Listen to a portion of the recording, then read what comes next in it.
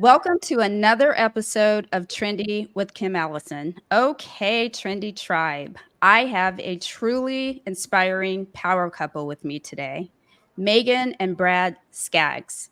From struggling with debt and living paycheck to paycheck to becoming millionaires by the age of 32, their journey has been incredible. Megan, a talented hairstylist, and Brad, a real estate pro, have built an incredible platform, Beauty of Wealth, dedicated to teaching hairdressers how to achieve financial freedom. They're here to share their story, insights on building wealth, and practical tips for setting yourself up for success in this industry. So let's get inspired, everybody. Megan and Brad, welcome to the show. That was a mouthful. Thank you for the kind intro. It's an honor to be here. Yes, we're so excited, Kim. Thank you for having us on the show. It's my pleasure, and thank you for coming on the show. Yes, we really appreciate it. All righty, so let's get into you guys. First of all, let's start from the beginning. Megan, how did you start your hairdressing career? Oh man, I feel like everyone has the same story, but I'll share mine. I did go to community college right out of high school and was working on my AA, and I was a sign language major. And of course, my parents were like, okay, you gotta stick to something that's 9 to 5. And I really always wanted to do hair, and nothing I was doing in college was gonna make anyone happy. So I was like, I'm gonna go to beauty school and do what I really like if no one's gonna be happy. And that was a struggle for some of my family members. But I think they just didn't want me to have to really do my own business. Obviously, it's hard. There's challenges. But I assisted. I actually went to Paul Mitchell, Sacramento, and then I moved to San Diego, and I assisted 2 platinum artists. I learned so much about hair, which I am so, if you ever want to assist, I highly encourage assisting because I learned so much. And got the foundations to understand how to build a clientele, do highlights, do all the technical stuff. But the one thing that was really missing was the financial stuff. So it really helped that. Brad helped me along that after I was already in for so many years. No, I love that. How did you two meet, and how long have you guys been married? Like I said, I'm from San Diego. Brad is from Oklahoma. Mm-hmm. I had some friends and I were going to Florida for a music festival in Tortuga, or Fort Lauderdale, Tortuga, the country music festival. And we had some mutual friends and we met at the country music festival. Aw, I love that. So you don't have an online, I met him on an app story. That's a genuine connection. No, It's all genuine. I feel bad. Every time I say that, I'm like, nope, doesn't mean right. Because you meet on an app. That's perfectly fine. Yeah. We did long distance for a long time, or not even that long, but 9 months from when we knew each other. And I packed up everything and moved to Oklahoma. Ooh, what a strong connection. I love that. And how long have you been married? We just celebrated our 5 years. We've been together almost 9. Okay. Yeah. Decent. That's about a decade, and you guys are still happily married. I love it. I'm a fan. So was it love at first sight, or did it take some time for you to realize that you were meant to be partners both in life and now in business? I feel like we played the game with each other. Like one tried to be like, oh, I don't like you as much as you like me. And I feel like we both played that game with each other. But I kind of knew, like, the moment I saw her that this was my girl for sure. Aw, I love that. But we are all so guarded, right? We want to protect the heart. We don't want to be the one that gets hurt. That's all a defense mechanism. Yeah. If we could only just be free to love, wouldn't that be nice? But you guys made it. You found your way there. We did. We did. Yeah, that's awesome. So you've both had quite a journey together, from being in debt to becoming millionaires. Amazing. Can you share the story of how you found yourselves drowning in debt and what that breaking point was? Because I know we talked before and you said 2020 is when you had your just epiphany. It was your pivotal moment. But what led you to turning everything around? What was it about that year? Well, I mean, outside of the disaster going on around us. You okay? I'll start. And You'll then start. You can finish. Okay. Yeah. So I think whenever Megan moved to Oklahoma City, I had a really good W-2 job at the time working for a real estate developer. And Megan coming here, I didn't realize, and this is just ignorance on my end, how much money hairstylists can make. Like the successful ones like Megan, she does really, really well. And with my W-2 salary, I think us joining forces financially, and she would bring in money every day, $600, $1,000 every day. And I wasn't used to that. And so we started spending like crazy. We started spending like Congress, and just like buying things we couldn't really afford, not thinking of, what that would do to our future, always having debt and payments. And it just eventually, like, it creeps up on you out of nowhere. Like, it doesn't just happen at once, but Right. you buy this, you buy that, and then all of a sudden something bad happens, and you realize, we ended up 6 figures in debt, and not including like our house mortgage. We just had like credit cards, personal loans, cars, just like, and I know it's easy to judge and think, oh, that I could never get in that situation, but it does kind of happen slowly. And then more people are in that situation than not.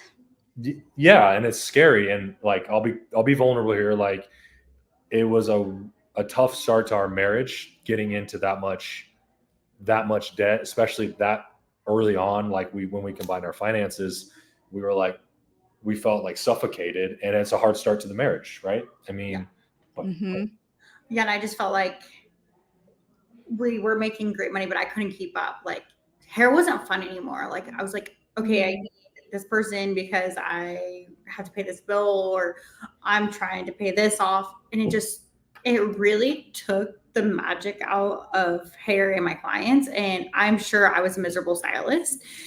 And that's a rough pill to swallow. It really is, because now I just truly love every single person that comes through the door and sits in my chair. And I genuinely love doing everything. And my business is even booming more because of that. I don't know. Like, it's weird. And I'm just so thankful now that we went through that, because I can really be thankful for even my hard days. I'm like, okay, it's not that bad. And I'm okay, if that makes sense. No, it makes perfect sense. And I want to circle back to something that we all say, like what you said in the very beginning. As stylists, like when I left my state position at ASU and told my mom and my parents I was going to be a hairdresser, and they're like, wait, what?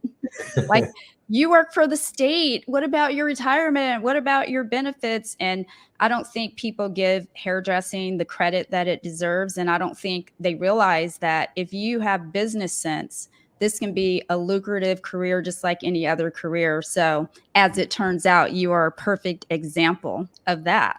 Right, yeah. Brad? Because you said, I didn't realize how much money stylists made. I don't think anybody realizes how much money we make. 100%. Or that we're capable, Yeah. And when we file our taxes, our CPA is like, holy, like, she made that much behind the chair? I was like, yeah, I mean. I remember, Brad, applying for a Nordstrom's credit card when I was applying for credit cards way back in the day. And I told, when I listed what my take home was, your annual salary. Yeah. And the girl, literally, I'll never forget this woman, middle-aged woman, telling me, she said, ooh, this is a lot for a hairdresser. Almost like I was making it up. Oh, that pissed me off so bad. I was like, well, I'm not making it up. Clearly, that's what I make, but I digress. All right. So for many in the beauty industry, achieving financial stability can be challenging, as we know. You've not only paid off your debt, but also invested in an apartment building you shared with me, backing up your message with real success, which is great. Now, can you walk us through how you went from being in debt to becoming millionaires in just 4 short years? Can you share your story? You want me to? You want to go? Yeah, I'll kind of start we own a few different apartment complexes.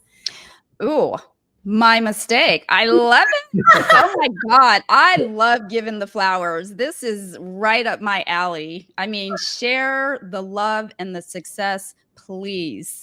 I'm all ears.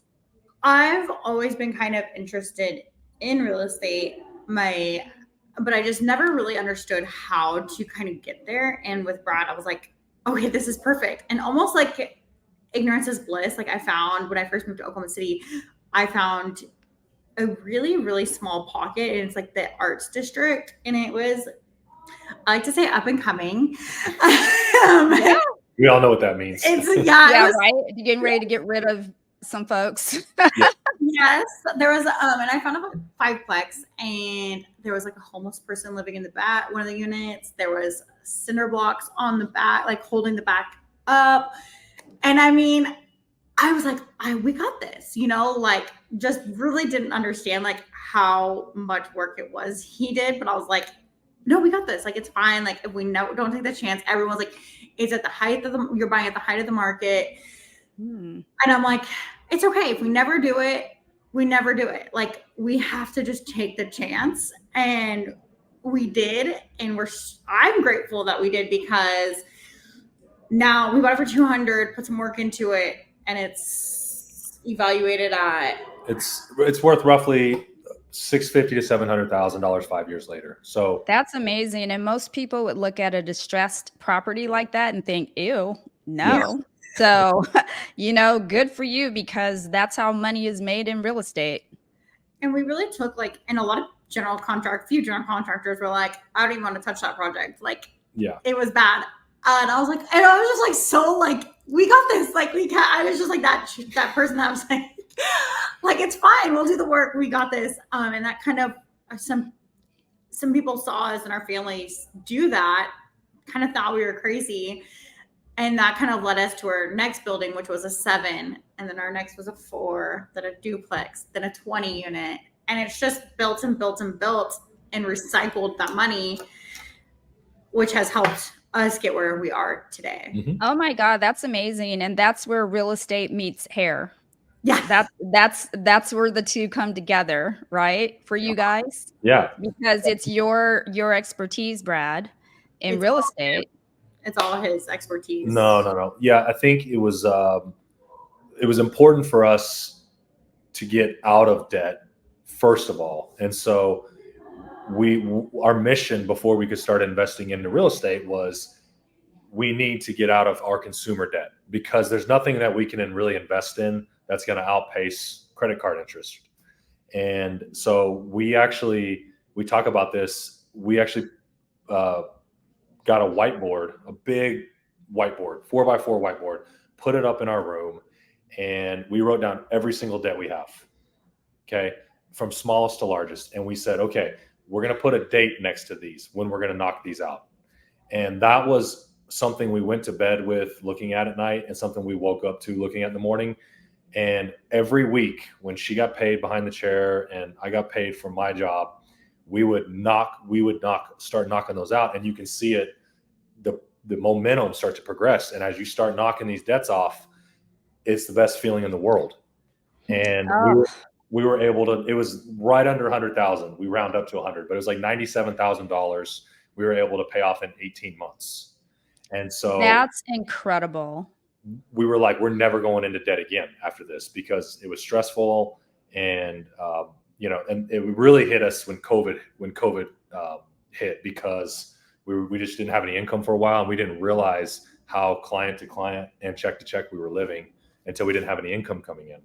When it stopped coming in because of COVID. Abrupt. Yeah. Especially if you were, I don't know, what was the climate as far as COVID and shutdown is concerned in Oklahoma? Because I know in some states it was more lax, where as in others, it was just highly secured.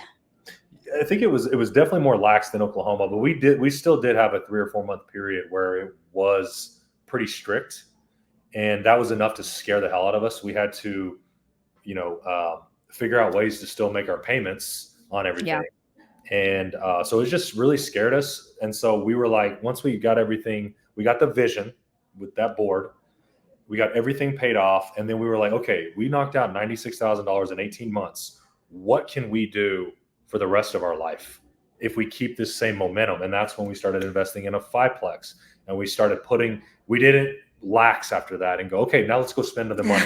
Let's go get back into debt. Yeah. We wanted to create an environment for ourselves to where we can put money to work and receive passive income, and to where Megan's not tied behind the chair until she's, 65 or 70. For sure. Yeah. And so that's what our goal was to be able to, for her to be able to work less, have some passive income, and then also invest in our future. Very smart. I love that, especially at a young age. Were you going to say something, Megan?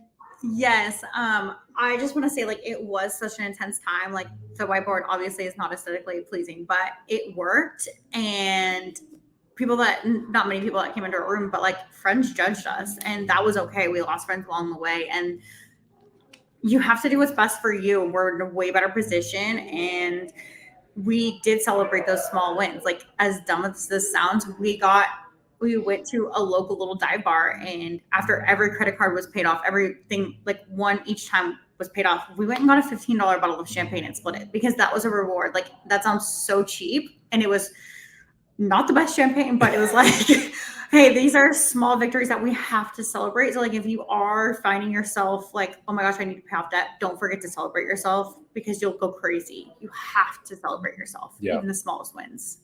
I think that is key, what you just said, because you think you own things, but if you have loans and credit cards, you don't own anything. Right. And so what you're calling a $15 bottle of champagne, you were able to buy that outright with actual disposable income, because that's the financial sense that a lot of people don't have.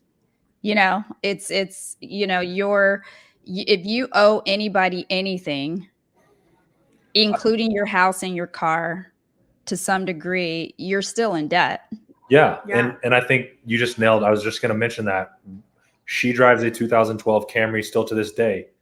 I drive a 2016 Jeep Grand Cherokee, and they've been paid off for years, but we know the importance of not trying to keep up with the Joneses anymore. So we can eventually buy something nicer one day, but right now we're still investing and trying to stay out of debt. So I know when we try to keep up with the Joneses, guess what? The Joneses are broke. So keep on keeping on, trying to keep up with them. Yeah, all I know is I sleep at night. Yeah. Right?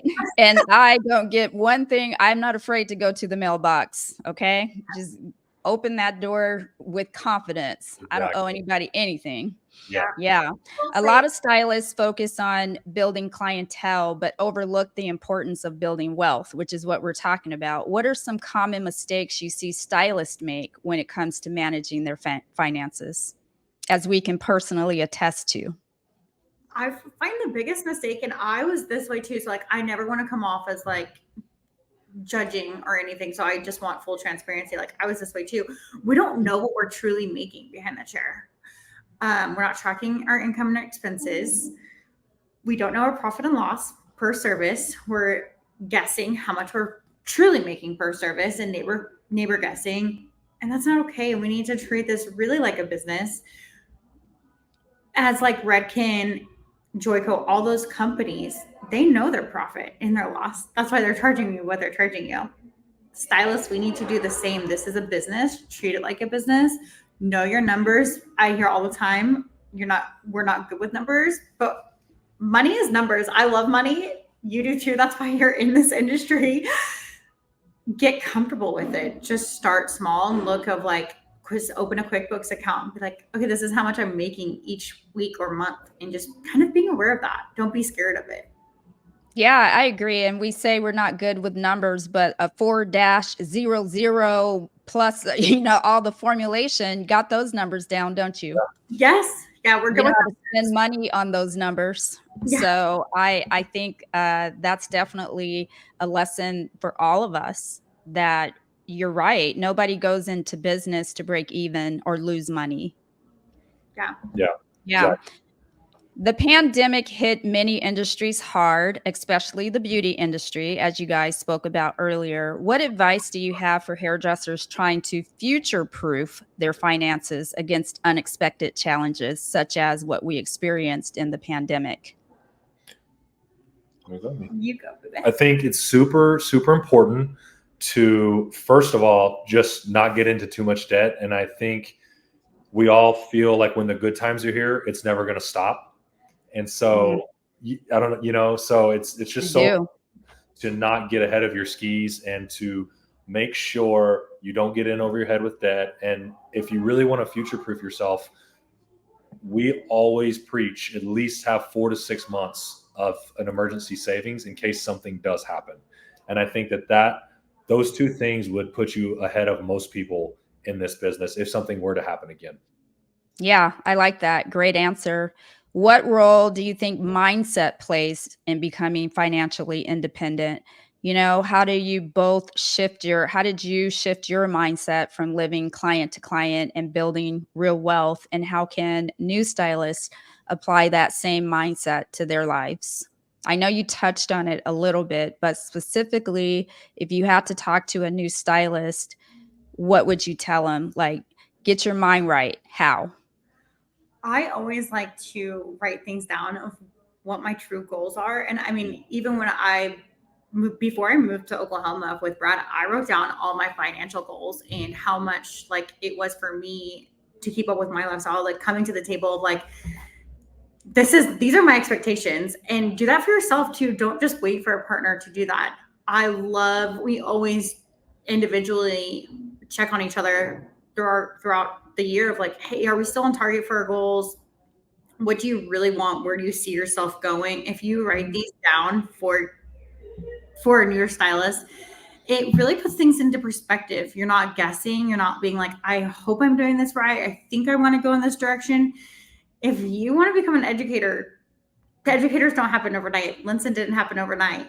You have to work for it and keep going and be consistent. And he had a plan that you have to make sure that you knew exactly what you want. Write it down. Yeah, I think having a vision is the biggest thing, like what you're saying. And we always like to use the analogy: if you're in a plane and you don't have a final destination, you're just flying around. And so when you take off, you better know where your final destination is, and that's where that vision comes into place. And not saying that your vision won't change over time. Of course it will, as we get older and get new responsibilities and kids and maybe aspire to open up a salon. But as long as you have some kind of vision you're shooting towards, that I think is what's going to make you, consistency will make you successful as well. Oh, no, that's a great response. And I love analogies. And that reminds me of me trying to do this show before I mapped out my questions. And, you know, I have a friend, she always says, okay, Kim, land your plane. I'm like, I know, I'm all over the place. I'm here, I'm there. And now I'm talking about this and that. And she's like, girl, let's get to it. I'm like, you're right. So now if you map it out to your point, yeah, you know where you're going. You have a beginning, middle, end, which is nice. Yeah. Well, and also, too, it's like if you don't have a plan, like I'm sorry, but you could be easily distracted of like, hey, if a girlfriend's like, do you want to go to happy hour, instead of maybe making sure that you're hitting your daily income goal, you're going to choose happy hour because that's instant if you don't have your goals and vision long term for you. And I don't think, I mean, I'm sure you would agree that people, you know, it's not the big purchases that add up. It's the 1,000 little purchases that put you over because you keep doing it because it's so small. Yeah. Right. And you don't, you know? Yeah, exactly. Yeah. When you get into credit card debt, it's not that sofa you bought that puts you in the debt. It's the 100 Uber Eats that you bought for the month that puts you in debt. Preach. And thank God for you guys. Your platform, Beauty of Wealth, focuses on helping stylists build wealth and save for retirement. Can you share your top 5 strategies you teach in your course that help stylists start thinking beyond the chair. Yeah. So the first thing that we always tell people is really sorry. We wrote a little note. So if you see me glancing down, No, defer, please. It's our map. The maps belong on the show. the first tip that we wanted to share is really when you do go on your own as a stylist, make sure that you establish yourself as a business. This is so important. You take your business more seriously. If you decide to go the LLC route, you have that limited liability protection. If you ever need a loan, you can go, you have a true business. It's so much easier. People will also treat you differently. Like if, like you mentioned earlier, you went to get a Nordstrom's credit card, or if you go to get a loan to purchase a home from a bank, and they're just looking at like almost like it's a hobby, like you're intermingling your personal and your business together. They don't look at your business as a true business. And so I think establishing yourself as a business is a huge game changer, not only in your eyes, but in other people's eyes as well. Yeah, absolutely. I agree. For stylists who are just starting their careers, it can feel overwhelming to think about wealth building and retirement. What steps can a newer stylist make, one who's just trying to make ends meet right now? And what I mean by that is they're listening to this and they're like, yeah, but I can't even buy the Starbucks. You know what I'm saying? Like, what if they're feeling overwhelmed, and we're getting all the way over to retirement and wealth and all of these things in their little brains? They're like, step 1, what is that? Oh man, well, I was there. Whenever you say that, like my heart immediately goes to, oh my gosh, I was making $8 an hour as an assistant in San Diego. Like, and I just remember I've always been very kind of frugal, but I remember writing down everything I would make and everything I would spend that day in a notebook because I couldn't afford the apps or anything like that. You just have to go back to the basics of just being like, okay, am I going to survive this day to day? I know in the big picture, I want to do that retirement and everything. But for me, it's just making sure you are tracking your income and back to tracking your income and expenses. If you don't know what you're truly making, how do you know what you can and cannot afford? Yep. Awareness. No, yeah, it's good. Great point. And because that niched it down all the way to that new hairdresser who is like, okay, yeah, Ella, whatever. That's way down the line because they're like 18 years old. But if the pro tip is to give them one day at a time, well, then it gets more relatable. Now that huge picture, becomes more of a single focus, which I'm sure it makes perfect sense to me, because biting off a little bit at a time instead of the whole big, enchilada ball of all the things, for lack of a better term. Yeah. Okay, Megan, I have something to ask you. As someone who's still working behind the chair part-time, how do you balance your role as a stylist with running your financial platform? And what advice do you have for other stylists who want to transition into other ventures, such as what you've done? If I find that balance, I'll let you know. Does it exist? Where's that? I just say go for it. Like, really, you have to love it. Not every day is going to be the best day. There are hard times, and just giving yourself grace is the biggest thing. And I'm not saying it's going to be easy at all. There's going to be really hard times, but the reward is so worth it. And I'm thankful that I love all my coworkers. They make it fun, and my clients are awesome. It took me a long time to get there. I'm not saying this happened overnight. Don't get discouraged if you're like, God, some of my clients are so mean to me. I know. 15 years in the making, I was able to get rid of those. But seeing people successful with our education has made it so rewarding, the long hours and everything. And so I think if you are passionate about it and you're not looking for like a quick overnight success, it's worth it in the long run. And I don't know, you just feel like you're truly supposed to be where you're supposed to be. I don't know. Is there anything that you could provide to those who are like working as stylists, but they're like, you know what, but I also have a passion in real estate, or I also have a passion in whatever else, as far as kind of connecting those two? Like, how do you keep your mind focused here when you're thinking about all these other things as well? Just really trying to stay in the moment. Like we talked about this today, like not bringing our phones on a walk. Really, just for my clients don't know I'm doing Via Wealth. I am there for them. I am on their time. This is not me talking about my ventures, because they save to come see me. They look forward to it. It's their time. It's not my time. I think that's a great perspective, because if you keep the two separate, then yeah, they do become two ventures, and it doesn't get convoluted. I don't really tell my clients about this new venture that I'm doing either. They say, "Oh, you have a YouTube show?" I'm like, "No, because I talk about you." No, I don't have a YouTube show. Nope.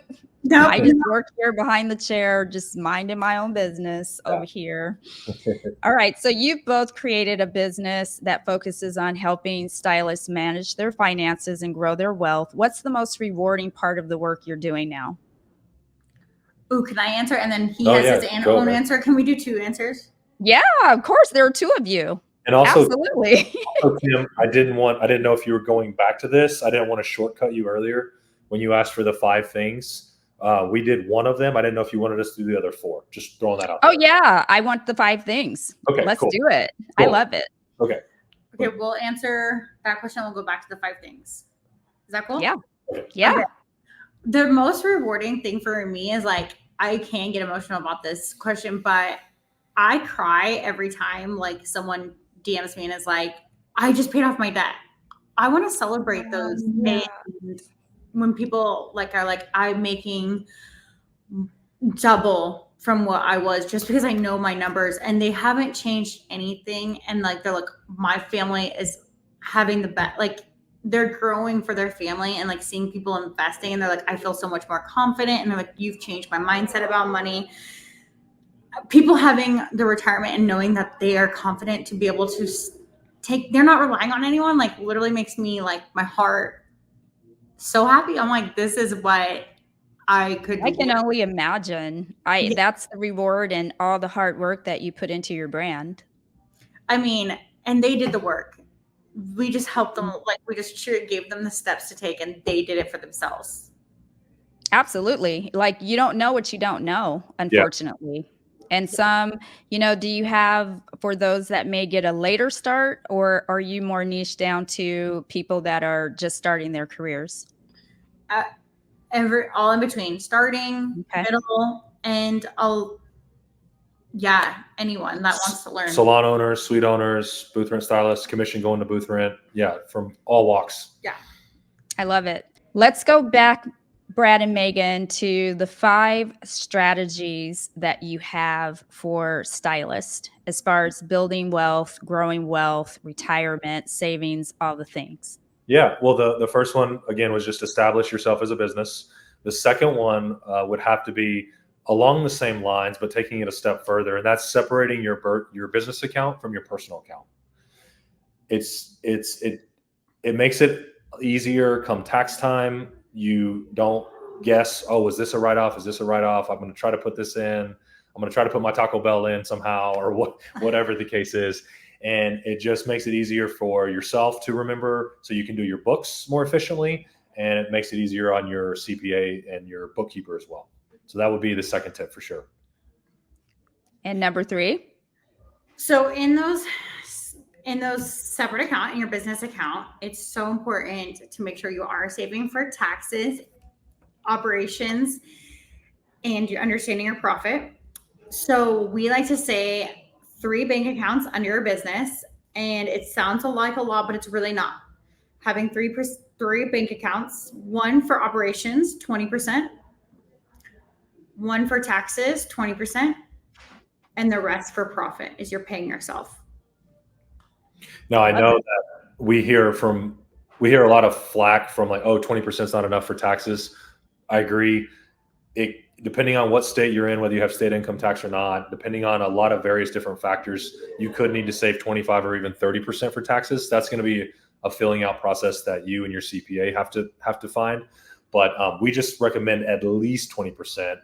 And that way, when tax time does come every quarter, you're not scrambling to find $5,000 or $7,000, and you're not reaching for a credit card, more importantly. So you may have to adjust that up a little bit, but that's something that you can feel out. And number 4 would be to get a budget tracking software to help you keep your books prioritized and maintained each week and each month.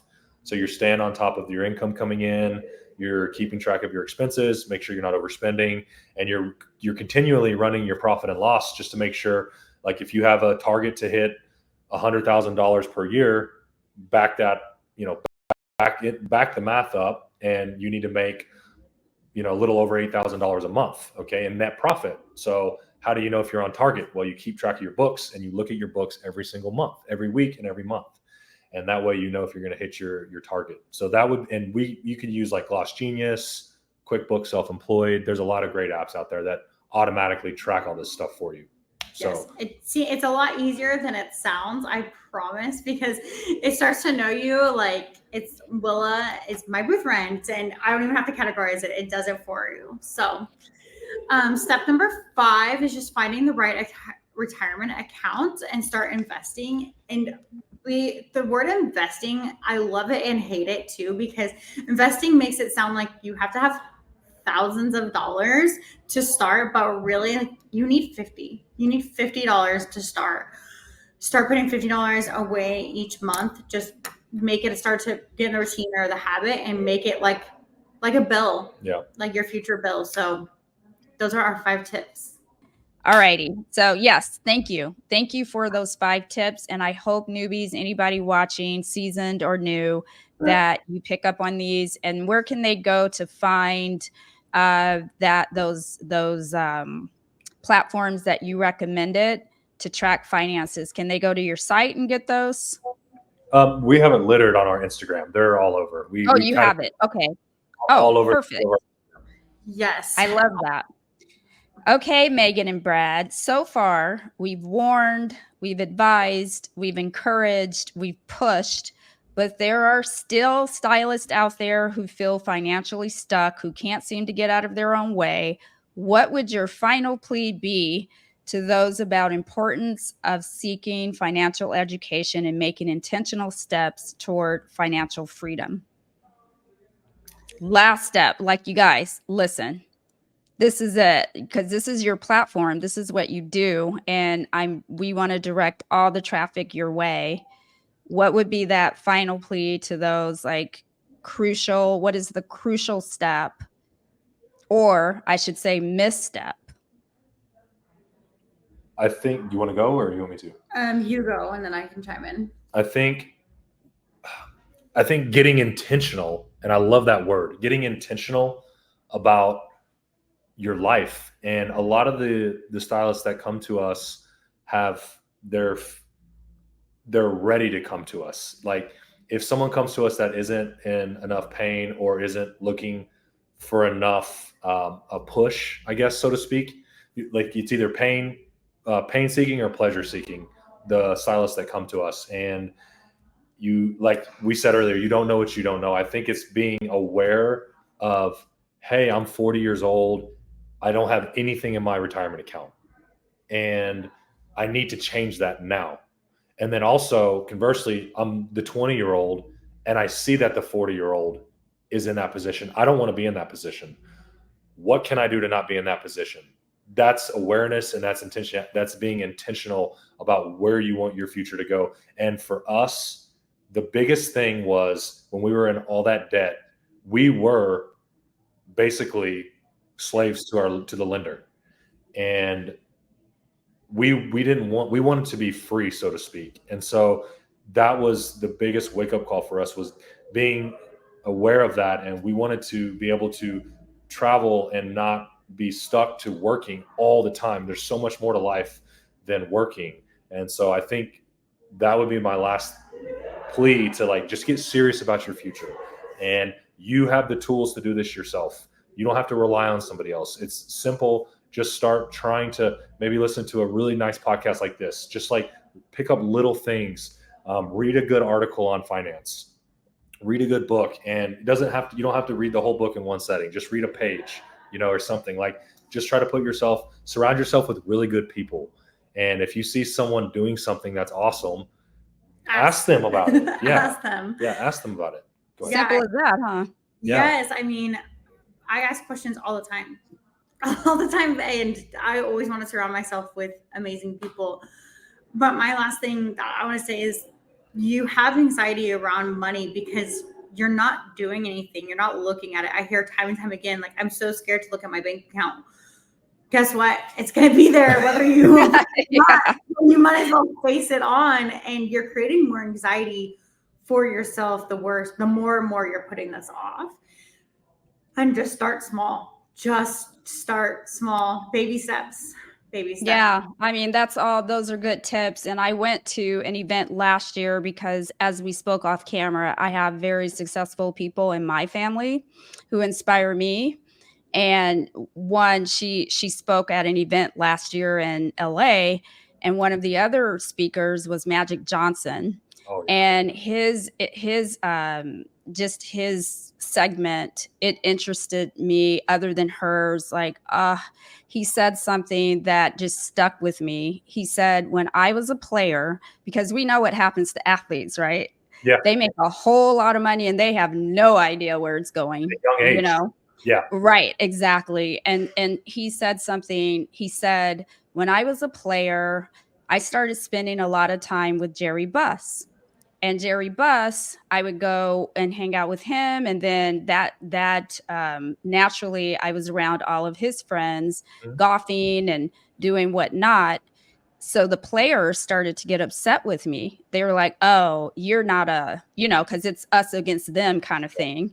And he says, you're not a team player. You're hanging out with the owner, da, da, da. And he said, but me, in my mind, I was looking at all the things, their wealth, generationally, the kids, the grandkids, and so on and so forth. And then I was looking at my teammates, and they were all going broke. Yeah. At the same age as Jerry Buss and his friends. And he said, so what group would you get in? Like, which group do you want to be in? Yeah. That no brainer. He said, for me, whereas for others, he said they didn't get it. They were still just giving me crap about it, which I find that fascinating. The mindset. Yeah. And that goes again to our point, Kim, where like, when it's good, it's great. You think this money is going to last forever. That money comes easily. And at that such a young age, getting all that money, you think, oh my God, this is never going to end. This is so easy. And you just think it's going to be a lifetime. And with hair, sometimes we have really, really good times and really, really hard times. So it's making sure that you can power through the hard times. And any job or career that you have that requires your physical body in order to perform, like an athlete, we're no different. If we break our arm, we're not doing hair, are we? No, we're done. So you could be making $50,000 a month. I don't know what you're making, and it won't matter if if you haven't thought through or saved or done the things to protect yourself. 100%. Yeah, I appreciate you guys for all of that valuable information that if you're not watching this, then you're doing yourself a disservice, because there are a lot of good nuggets in this episode that I'm excited to share. So let's get into my newbie insider question for you guys. Awesome. Done by Jordan. His name is Jordan Pena, and he's doing everything right as a new stylist. I love him so much. I met him in a class last year, and I've just been following his journey.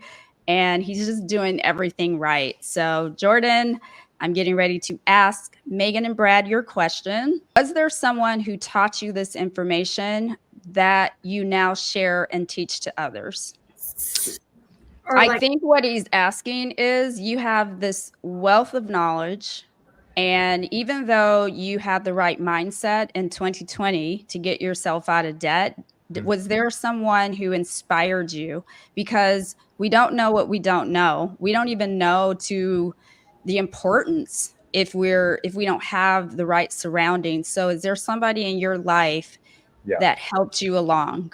Yeah, I'll start with me, and we sort of morphed together, but I was lucky enough through nepotism, and my brother's best friend was a self-made millionaire. He was a real estate mogul, and I was fortunate enough right out of school at 21. I met him at a party, and I said, I would love to come work for you and learn from you.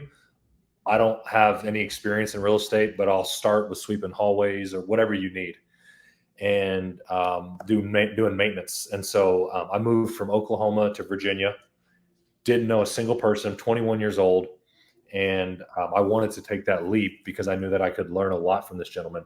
And I moved up there, and I did. I started sweeping hallways. I started changing light bulbs, doing all the maintenance stuff at all his real estate properties. for only 20 grand a year. Wow. But you know what? That's invaluable. You know what? I would have paid 20 grand to go get that. Seriously. Yeah. And I think that over time, I lived there for years, and I was able to start working my way up through his organization. And I started becoming, now instead of the janitor, I was the property manager. And then I moved from property manager to helping as a project manager for new construction projects. And I saw over the course of 10 years, this gentleman's net worth explode.